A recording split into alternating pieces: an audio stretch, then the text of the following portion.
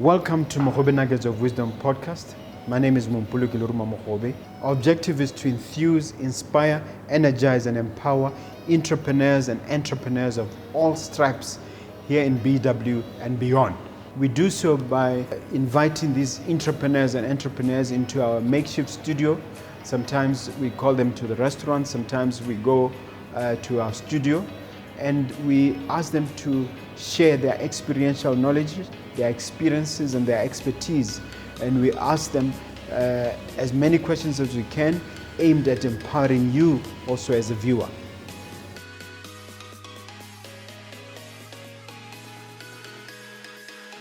Hello dear listener, dear viewer, my name is Mompoloki Lerumo Mogobe. Let me welcome you to this exciting, invigorating and powerful show. I've brought in a fellow legal practitioner who is into international trade, but she's going to talk about things which are less tangible than that. It's going to talk about alignment, and her name is Ndibapi Shalie Matenge. Welcome to the studio. Thank you so much. Okay. Tell us a little bit about your background, who you are, what you're excited about, what you do for a living. Right. So like you said, my name is Ndibapi Shalie Matenge. That's quite a lot of names. I'm a very loved baby girl to my parents and the rest of my family.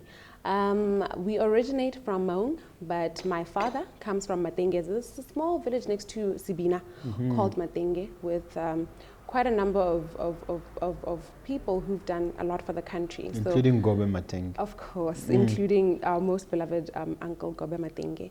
I'm a legal practitioner, I'm an attorney, and I have my own practice, which is Matenge Legal Practice, which I opened last year on the 1st of July, 2020. But your area of interest is international trade, I learned. Yes. Why international trade? International trade because the global community is moving towards that. Our borders may look like they physically exist, but in actual fact, they're non-existent because our industries are crumbling in our countries. So we look outside to our neighbors and we look overseas. And when we do business with people from outside, we need to have contracts that are solid. We need to have policies in place that are solid and that are fair. We need fair play when we engage with big markets as a small market like Botswana. And that's where I come in, to almost be a broker of not just peace, but generosity between two countries and two players in different markets to make sure that each community is getting the right benefit legally with everything in place. But we're going to talk more specifically about alignment. We'll touch on trade as we move along, but alignment, can you give us a working definition of the word alignment? Alignment is having everything inside of your ecosystem working like a well-greased, well-oiled machine that has got an intention, that has got an end result in sight, and is working towards it smoothly and effortlessly. Okay. Yeah. That's a very nice definition. Yeah. But you have to come from, one vantage point. Yeah. Which is why I would like to know about your basic values. Yeah. What would you say you stand for? I stand for Botho. I stand for clarity. I stand for accuracy, and I stand for generosity. For me, these are principles that I've lived by. Some I have actually had to learn the hard way, but essentially that really is what makes me. And respect, which is a very big thing for me. Respecting myself and respecting the next person. But and God. Yeah. How dare I forget about God? That one comes first. Always. So it's a given. Yes. Now, you want to share on the importance of self-knowledge, which is why you describe these values. Yes. Why is that important for an entrepreneur? Because this show is watched by a lot of entrepreneurs. Yeah. As an entrepreneur, you need to understand yourself. The street lingo that says self-dav. You have to dav yourself. You have to know yourself. When you know yourself, you understand what your appetite is. So your risk appetite, your adventure appetite, your talents. You have to know yourself in order to understand what your talents are, to know your limits, to know your boundaries, and to have an understanding of what you are willing to do in order to make your dreams come to life. So if you don't understand yourself, you should know what your name means. Let's start there. What does your name mean? There's a lot of meaning in that. What is your life path number? Where are you going? What is your purpose? Why did God, why did the universe bring you to this particular place? Why were you born in Gaborone or Ncamasere or wherever you were born in this country, in this continent? You could have been born in Chicago. You could have been born in London. Why particularly here? And understanding those things as an entrepreneur will give you, I like to call it a cheat code. When you know yourself, you know the game. It's like having the Bible. You know Genesis all the way to Revelation. And all the parts in between is just like, yeah, ups and downs, murky and whatever. But you know in the end there's salvation. And you know in the end you get to win with your business. Yeah. And speaking specifically about the journey for Miss Matenge yourself, Yes.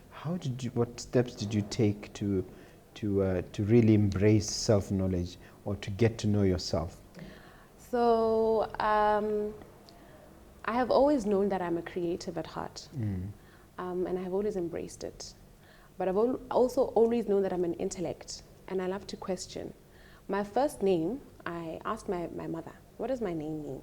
It's a Kalanga name which is not very common. A lot of people mistake me for a man. Ndibapi. Yes, Ndibapi. Who are they? So my name in itself is a question. And I've always questioned authority. I've always questioned the status quo. I've just always been a very inquisitive person. So I've always questioned God as well. Exactly what am I here for? What am I doing? You know, and that's part of my journey to coming to a place of entrepreneurship as I know it. But to be very practical with you, I sought help from a life coach in 2020, which I call my biggest gift of life. For me, Corona, COVID-19, lockdowns, all of that was a beautiful opportunity for me to really go deep into myself and ask myself, as an entrepreneur, I do so many things. Are you calling Corona your life coach? Corona is my life coach because it did give me my life coach, which is a wonderful lady called Nancy Mwima. She practices under her company, which is called Bold Authenticity. She must come on the show. She has to. It's a must because she's got a lot to share. Yes. Yes. I call myself, I can't say the pinnacle of evidence of a working formula, but her work has really done a lot to break me apart. Are you advising entrepreneurs to get life coaches? Definitely. All of them? All of them. Each and every single one of us needs a spiritual coach, a life coach, a business coach, a fitness coach, because all of those things make the entrepreneur. You can't be an entrepreneur and you are unfit with a sore back. How are you going to sit and read your contracts? How are you going to, attend meetings if your body is not well? Your spirit, if your spirit is out of place, how are you going to think well? So are you saying that the Ndibapi, if I can use that name, that existed pre-life coaching and the one that exists now, two different people? Very much so. Two different people, because now I embody myself. I was questioning pre-life coach, pre-entrepreneurship, myself, my talents, my gifts. Everything was there in aggregate form, but now I'm a conglomerate and I embody myself and I package myself very well. I've always been eloquent, but now I speak with purpose. My eyes have a burning passion because I understand. That I noticed. Yes. Because I understand myself now so much better, and I understand what the end mission is. Let's talk about self-development. And in talking about self-development, let's address your activities as a international trade specialist, as international trade lawyer. Yes. That self-discovery, that self-development, tell us about it. Right. So with my self-development, I have come to a place where I understand that switching on the news in the morning is for me to consume information from a global perspective. So I'll switch on my BBC, my CNN, my BTV, my SABC, just to get the highlights of what happened last night while I was sleeping and what's happening currently right now. Because when I network, which is something that is very important as an international trade lawyer, but even just as an individual, you have to be relevant. Your content must be A game. You have to talk about things that are happening on the ground right now, which is, I know you want to ask me something with regards to what's happening right now, which is hot topic for us to discuss. But that's basically it. And you have to engage. And when you develop yourself, you become confident. So when you invest in yourself, that's your fitness, your reading. You have to read newspapers, blogs, whatever is consumable that will tell you about the environment that you operate in. Forms part of self-development. Staying fit, eating well, sleeping well, having good relationships. In that, part of that is social media, and there are those who say self-media. Yeah. I mean, social media is now making our children a bit dumb and stupid. Yeah. Do you have any advice on how to benefit optimally from social media? Social media is everything you want it to be. If you want it to be a destructive tool, it can definitely be that. But if you want to leverage on the power of the numbers of people who are engaging, and especially now during Corona, this COVID-19 pandemic has taught us that you can connect with anyone, anywhere. So if you craft your platform, position yourself strategically, you will be able to understand that the 1,050 YouTube views and clicks that you get will actually turn into revenue for yourself. So if you have a child, for instance, I have a 4-year-old son, he loves to play with toys. If I was to get toys for him and we open up a YouTube channel for him to review toys, and it's watched all over the world, 1 million views can actually turn into 100,000 pula, and that goes towards his education, his upkeep, and all of that. So social media is a powerful tool, and it's landed me in some very interesting places. Like the past week that I had, I went for a boot camp, an entrepreneurship boot camp in Sandton. It was organized by Market Players, and Market Players is basically is that Mokgeti thing? Yes, I saw it trending on social media. Definitely, it's still going to be trending. We've got a lot of interviews going on currently right now, and up to the end of next week. One of them is on as we speak. One of them is on as we speak. Yeah. Definitely.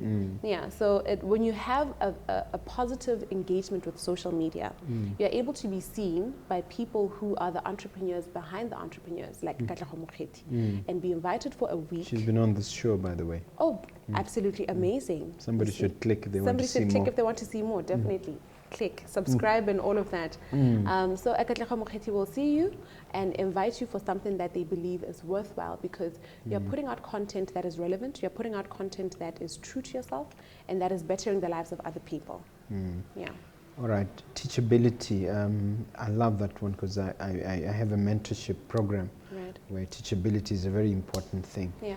Is teachability, are you born with it or you develop it? Both. Okay. I think we're naturally teachable, but as we grow, our vices grow with us. And those vices include, well, of course, being stubborn, and being proud, and being conceitful. And when you have those vices, it's very difficult for someone to advise you and you listen. So you have, sometimes a lot of us go through bad breakups, or you lose out on a business partnership that was very profitable because your ego and your pride gets ahead of you, and you're not able to solve things as they should be, but instead you have a big head, and now you're this know-it-all who can't be told anything, and you find yourself now, in places you shouldn't be. So being teachable and having a teachable spirit is important if you're going to get anywhere. Yeah. And when we talk about teachability for an entrepreneur, Yes. how does it manifest itself? I like the way you say, how does it manifest itself? It comes in receiving negative feedback from a customer who's not impressed with your turnaround time. You promised them you're going to deliver something in 2 weeks, and you took 2 weeks and a day and 4 hours, and this person is breathing down your neck. In that moment, don't be shy to apologize and look at exactly what happened, rectify your processes, and make sure that when you promised a 2-week turnaround time, you actually make it a week, so that you always have impressed customers who refer. You take them by surprise. Yes. Okay. Is there a component of emotional intelligence in that? Definitely. A big part of it. You have to be emotionally intelligent. You have to be able to read a room, which is something I believe I'm very good at. Tell me what that means. What it means is when you enter a room, look at everybody who's involved in whatever meeting you're in. Look at their body language. If you can, read their aura. And position yourself in a way that will be likable. I'm not saying onelelope. Be likable, be easy to engage with. Onelelope, but in a positive way. In a good way. Yeah, in a good way, because you have to be fluid. You have to be, if you know what you want. If you have an investor in the room who's going to give you 1.4 billion US dollars for your project, and you are standoffish, and you are disengaging, you're just blocking yourself off. And you grab your phone. And you grab your phone. You look at it while people are here. And you're scrolling all the way through, or doodling your thumbs. How are you going to make that connection? You know, connect with the people that you engage with, and ask them questions. You know, just read the energy in a room, work a room. Yeah. All right, we're going to talk now about adaptability, which is a very important part. But before we go deeper, I want us to talk about the Africa, in the Continental Free Trade Agreement, because it's you know, you're in trade, and I'm fascinated by it. I also have a master's degree in international trade. Yes. What do you think about that agreement and what it can do for the continent? I'm 29 years old, just so I can put it out there. And as a young girl in primary school, I had always dreamt of being in Nigeria or Ghana. And I had always wanted to trade and craft something, some invention, or whether it's a lotion, whether it's a piece of clothing, because those are things that come naturally to me. And I thought to myself, what will it take to get there? Fast forward to being a university student and studying law and understanding, or actually having a practical engagement with life pre-after. I ordered dresses from Nigeria. And when I received them here, the tax that was slapped on it was ridiculous. The handling fees by the shipping companies was ridiculous. And I got to understand it's because of the tariffs that we encounter when we trade as African countries amongst each other. So for me, this agreement means I can go to Nigeria, get my shea butter, I can go to Morocco, get whatever mohair I need, bring it here and process it in a Botswana-centric way, and send it off to the US. Or I can be here in Botswana with my leather, take it to Ghana, mix it with whatever special chemicals they have that are very innate to Ghana. And because Ghana is part of AGOA, not experience so many stumbling blocks to get my product to Ghana and get it to the UK. And with the US. With the US, sorry, with the US. Africans have always had borders that demarcate and segregate us. Well, it started in 1885, the Berlin Conference. Of course, when the vultures came to feast. Scramble for Africa.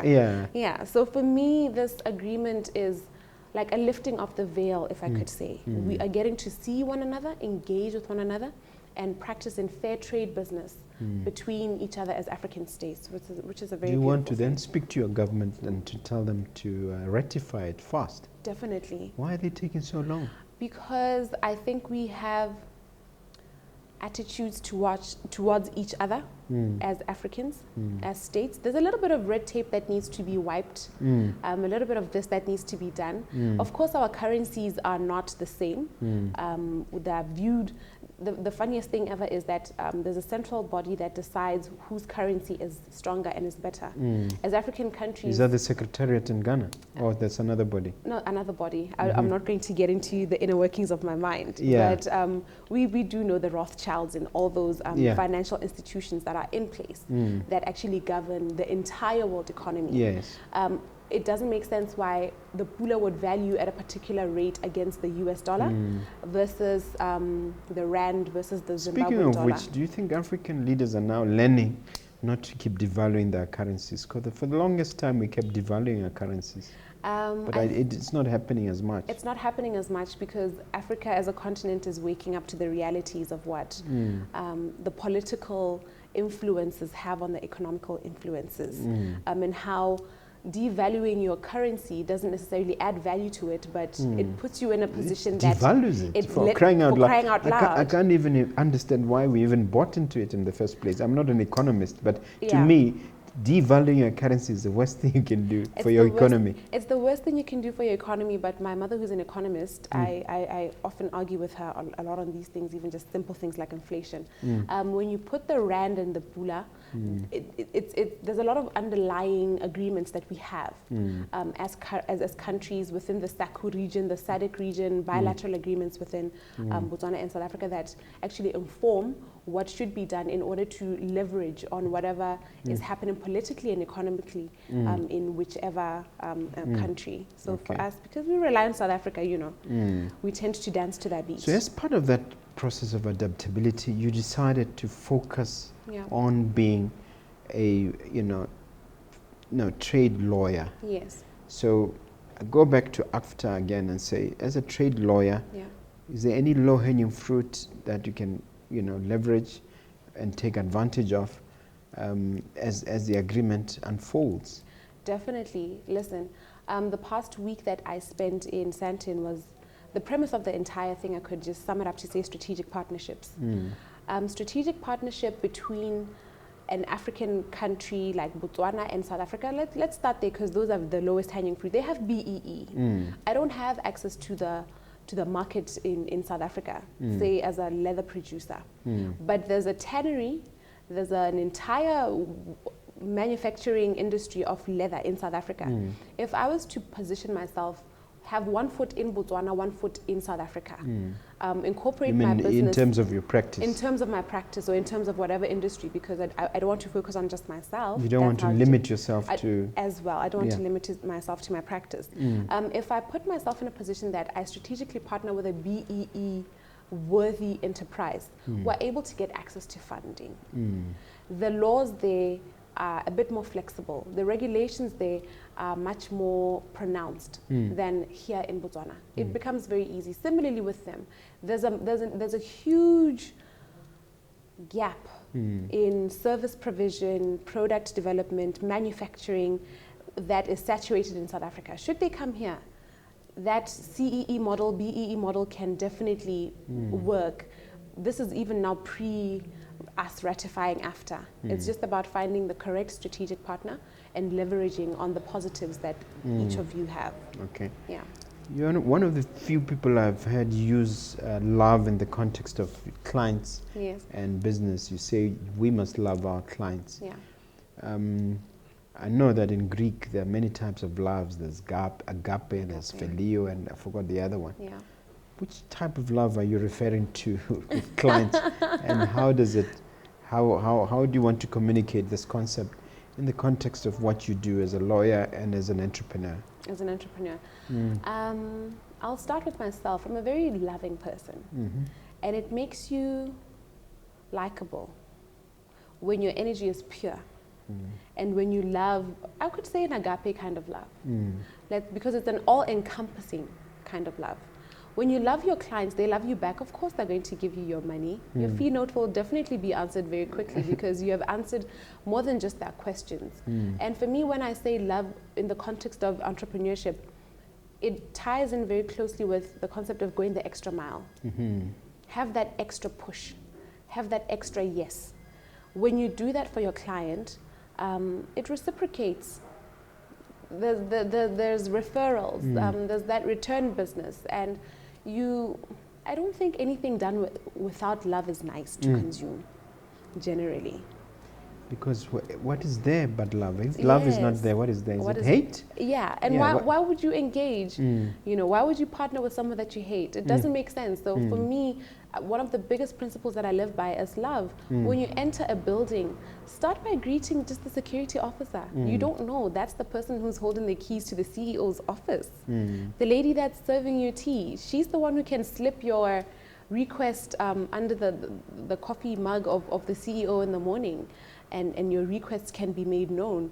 So if you operate with love, I think God in the universe has a way of just always And tell me, how do you then inculcate it in your setup, for instance, in your law firm, to trickle it down, this love thing, to the whole staff? Yes. How do you go about doing that? I think so far I've had about 5 clients coming in who wanted a divorce, and they were very adamant that they wanted a divorce. And I said to them, I can easily make my money, give you the divorce that you want, and I sleep peacefully at night. but I'm not going to do something that you're not sure about. So I passed them on to my life coach, and I said, go to Bold Authenticity. We give you 6 pieces of assessment. After you're done with that assessment, I get a report from her. She tells me if you are a candidate that needs to be further developed within this marriage, or you are ripe for divorce. And then I get that feedback, I give it to my client, and I say, okay, these are the options that we have. Would you like to go for further counseling, or would you like to proceed with your divorce matter? This is what I think.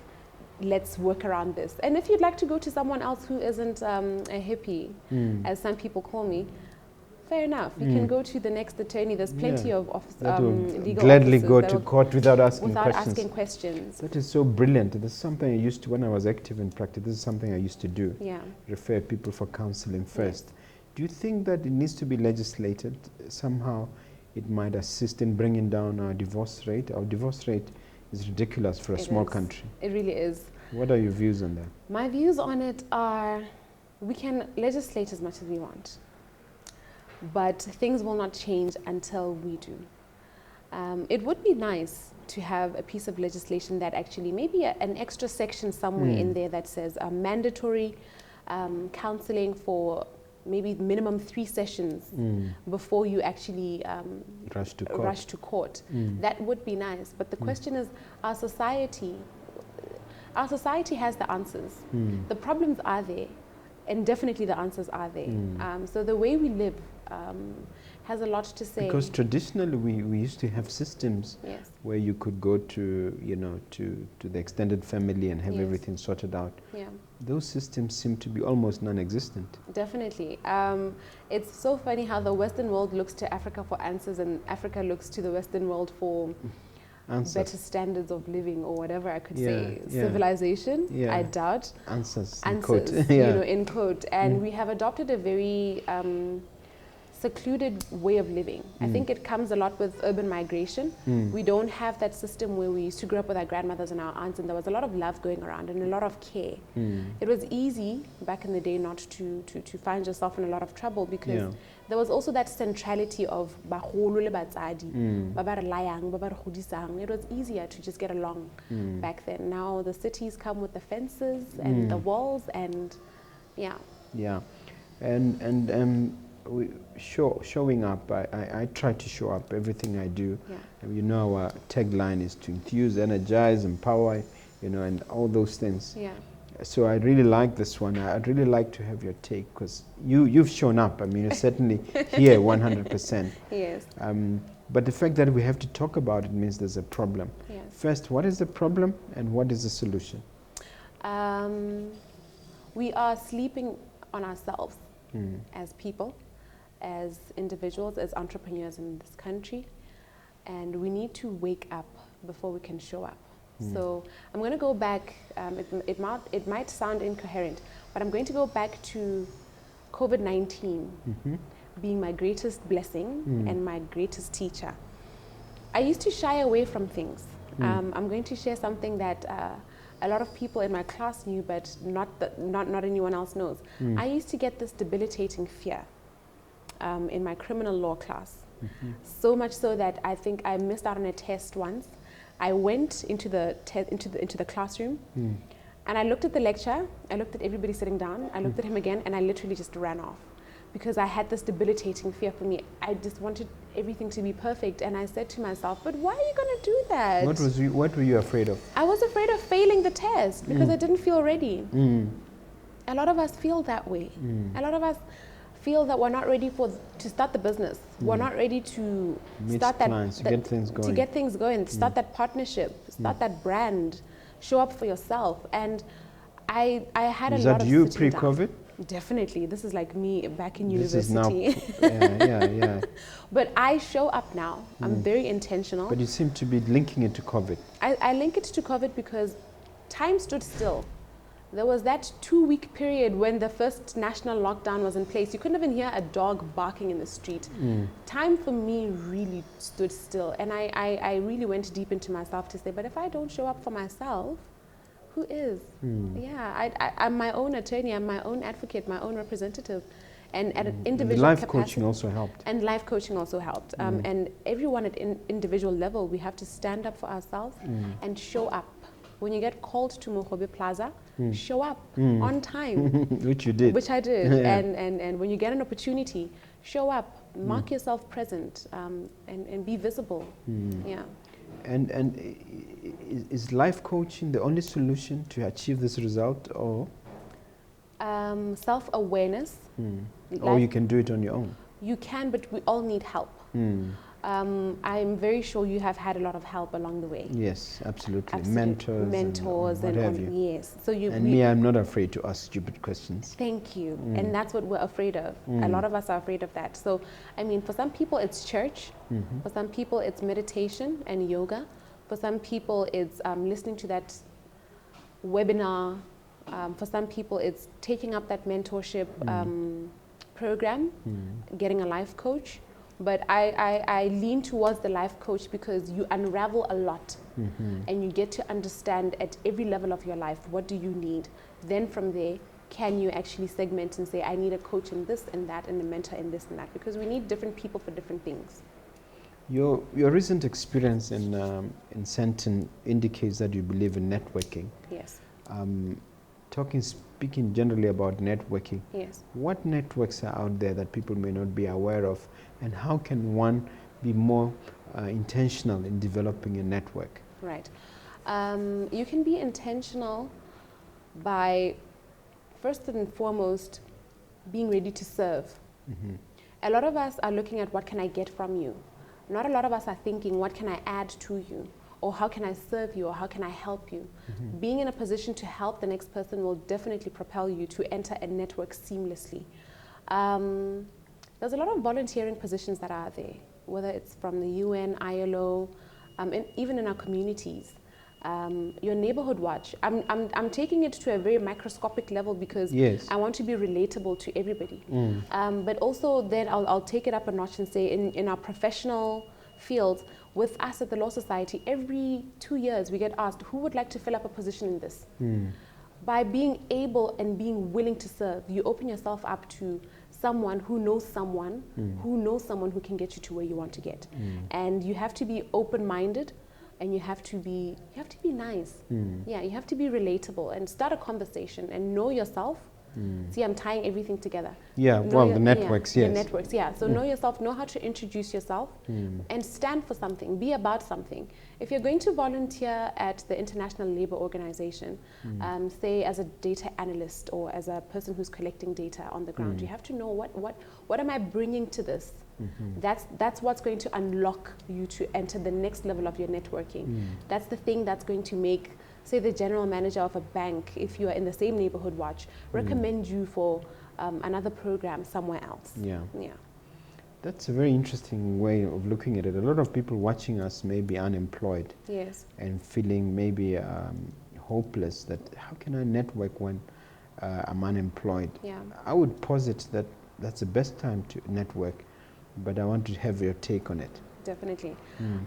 For the person who's sitting at home unemployed, take time to think. I think when you have, that's the biggest gift any entrepreneur can have, by the way, time to think. All the solutions that we want, all the jobs that we want are in our minds. When we were in Santon, Steve Harvey spoke about dreaming, and that the biggest thing that any individual can have is their imagination, and that God impresses upon you the vision of your life through your imagination. When you have time to sit down and think, you're able to see yourself in a particular way. And as a man thinketh, so he does, and so is he.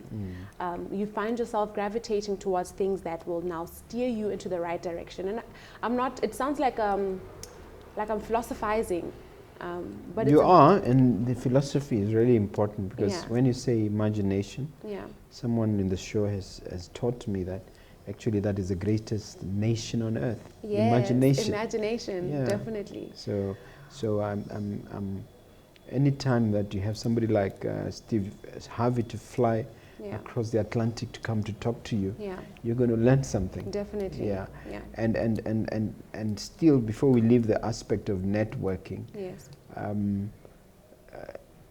In Botswana, we're obviously not doing enough of it. Yes. And how would you say we position ourselves to network more? And how can we, if you like, energize ourselves to be networkers, to be, to be more effective in creating networks, multiple networks? Multiple networks. When you said that, I just thought about, there's this company called something, I'm not going to say it now because it's going to sound like I'm an affiliate, but there's a lot of health product companies that promote healthy living with the products that they sell, and they are network marketing companies.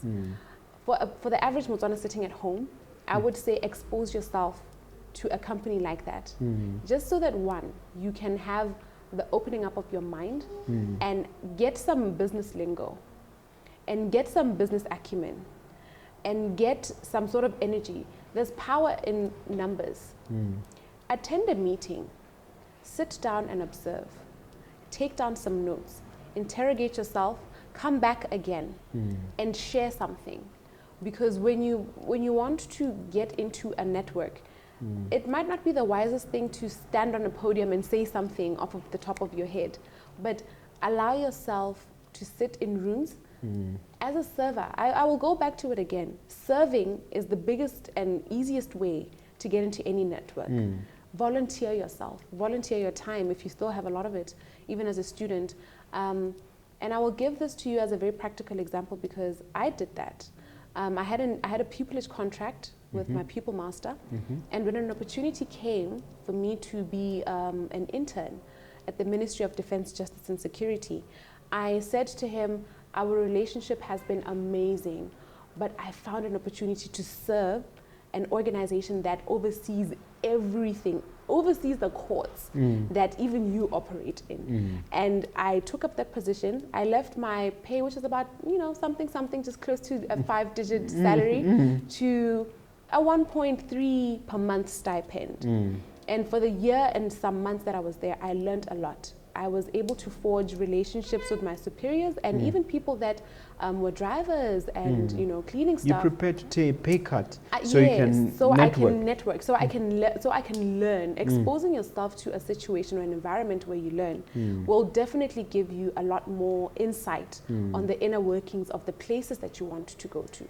So if you want to, say you want to work at a De Beers, you can go and volunteer at any of the seemingly minute offices. Yeah. And it ties in with our next point about visibilities, doesn't it? Because quite often as Botswana, we tend to be very laid back. If you appear too much, you are papa. Yes. If you talk too much, you're trying to. Who are you trying to impress? Yeah. What's wrong with him? What's wrong with him? Yeah. Help us overcome that cultural barrier and really unpack the idea of visibility, especially for women. For women, wow. Thank you for making me quite a spotlight, on the spotlight. As a woman, there are two things from what you just said that come up: shame and guilt. As women, we feel guilty for being prominent or standing out from our brothers, from our significant others, and then society doubles it with shame. They will label all sorts of things and say, "Oh, papayo, she thinks she's better than everyone." If you don't do that, you will never get to where you want to get to. If you don't do that, you are denying yourself the opportunity to, one, learn, serve, grow, and pay it forward. Had I not been visible or had a social media presence that was impactful, that was valuable, I don't think I would have been picked for the past week in Sandton. I am quite shy, naturally. I mean, hard to believe. Very hard to believe, but I am a little shy, and I don't like standing out. But I've learned as an entrepreneur, you cannot shy away from an opportunity to stand and speak, from dressing well. And this one to my sisters, definitely. dress well, make sure you're neat at all times. Because when you look good, you feel good, and when you feel good, you do good, and when you do good, good things happen all around. You know. Let's talk about your content creation, and I get the impression that you're very, very focused on it. And what is it that makes you a great content creator? And tell us your story insofar as content creation is concerned.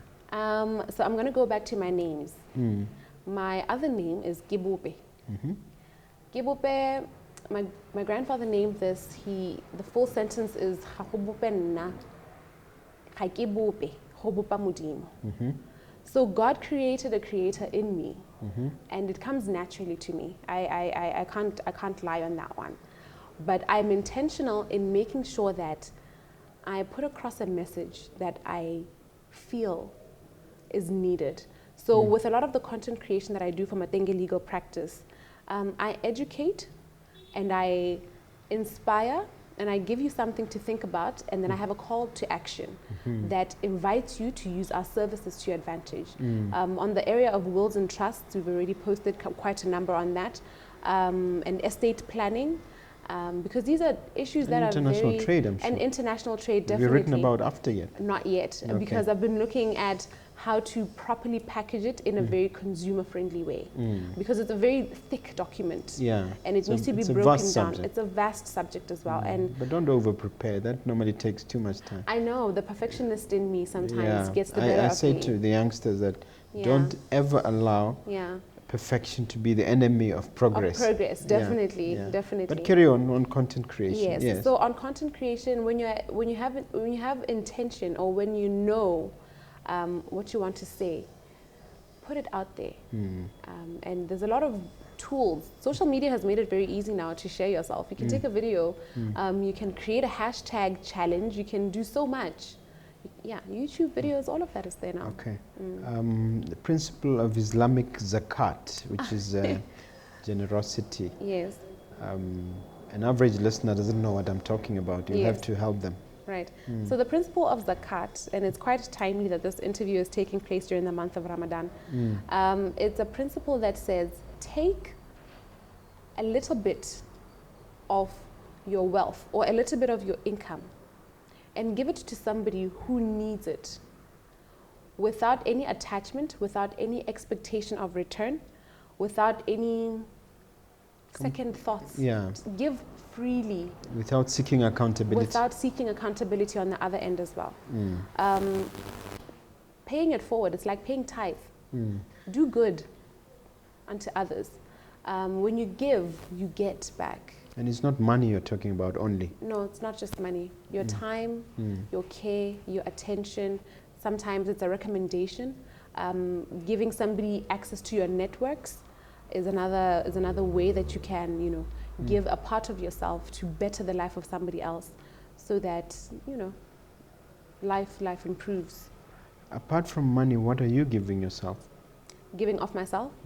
I give a lot of my time, and I give a lot of my healing energy, and I give a lot of my love, and I do quite a bit of pro bono work, but I've now had to cut it up into the quarters so that I'm accountable, because we're not necessarily running an NGO. No, you're not. Definitely not. We have a bottom line to get to. So I give quite a bit, and currently we have a drive where we are calling out to everybody to say, this has been a very rough past year, and now it's winter, and it feels very bitterly cold. If you've got any warm clothes, if you've got any clothes that your children have grown, we will identify families that are in dire need, who've lost jobs, because it's been very difficult, and present those to them. Yeah.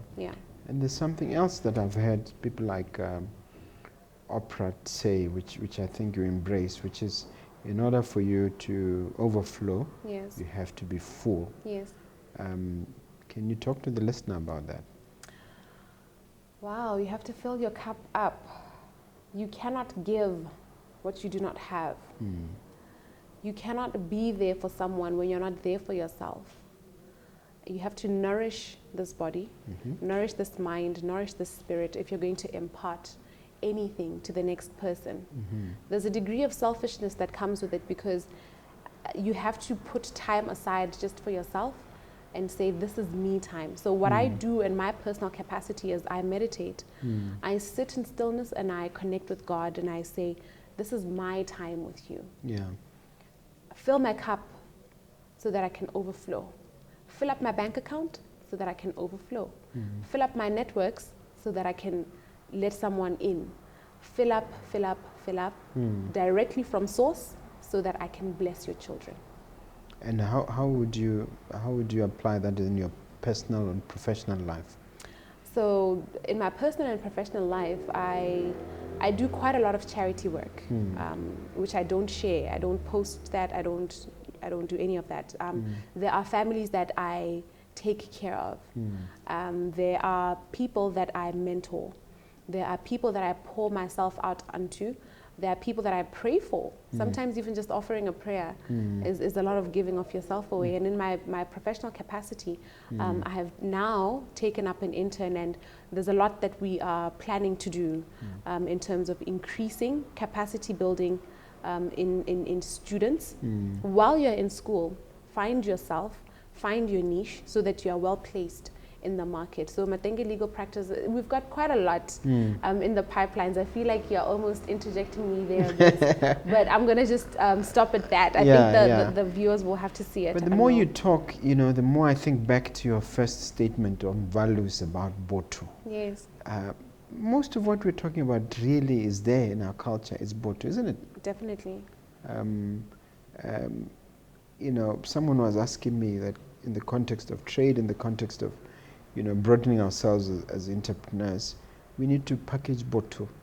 And I've also thought that you need to not only package Botho, but package the Khotla system, which is a unique system that we have. Yes. And monetize some of that. Yeah. What are your views on what I've just said? Your views on what you've said is, like, I'll go back to an earlier statement that I said.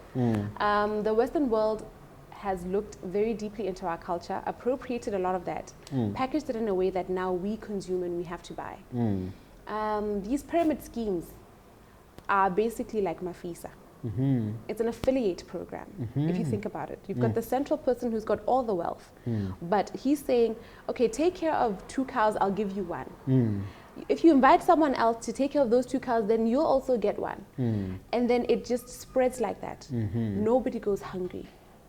That's how we've been doing that for centuries. We've been doing that for centuries, and now it looks like it's this new novel thing, and I'm just like, network marketing, or Ramafisa, yeah, that's what it is. That's what it is. Yeah. So a lot of what we had, Okay.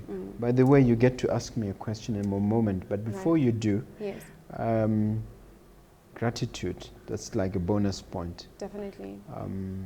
You seem like a very grateful person. How does this tie in with our overall message about alignment? Gratitude is the best platform to launch yourself. I've been reading a lot, and I've been watching a lot of, I've been listening to a lot of ebooks, that talk about the power of manifestation. So from the book, The Secret, and that entire chain, the one element that we seem to lack, we know how to ask, but we don't know how to thank. And sometimes the best way to receive what you haven't even asked for is to thank God for it. Thank God for that project that is coming, that is not here yet, and watch it manifest and watch it unfold.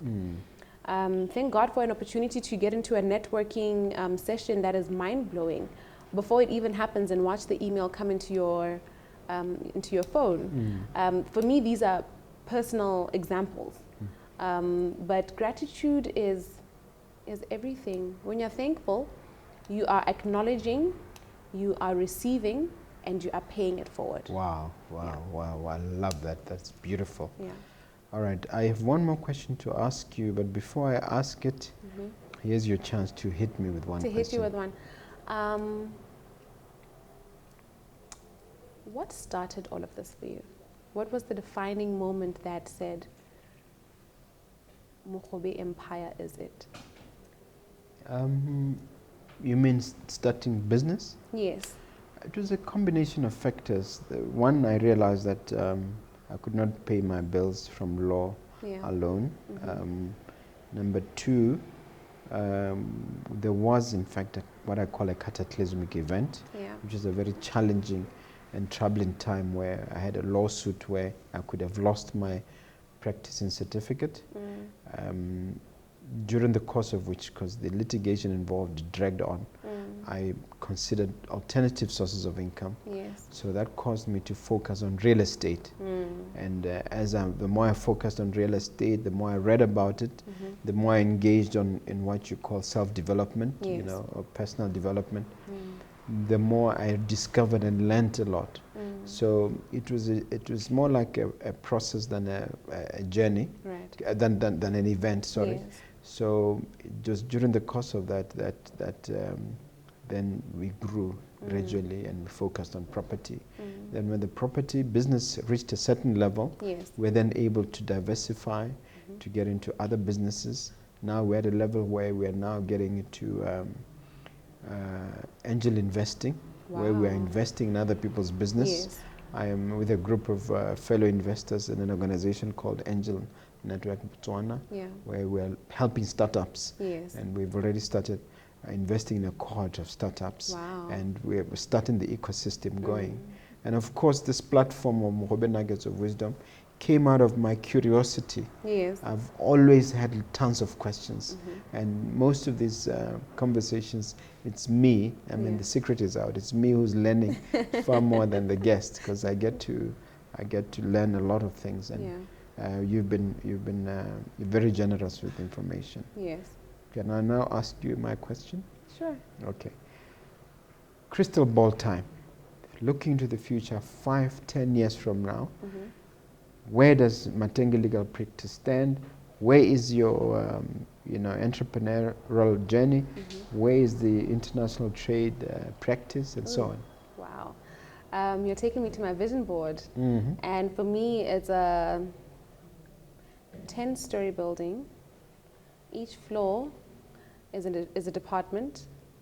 Matenge Legal Practice has got branches in South Africa, in Namibia, in Zimbabwe, in DRC, and the heart of it is, of course, here in the motherland. My entrepreneurial journey is taking me everywhere in the world, and I am brokering profitable agreements between people across the continent, and I am the handbook for international trade, for structuring deals, and for sealing and closing the deal.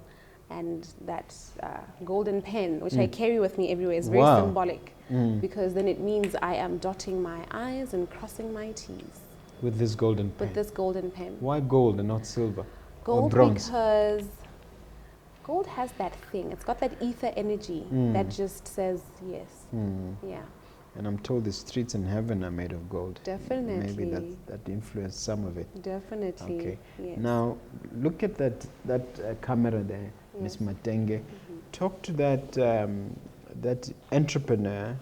Leave them with a message of inspiration, something to take home. Something to take home.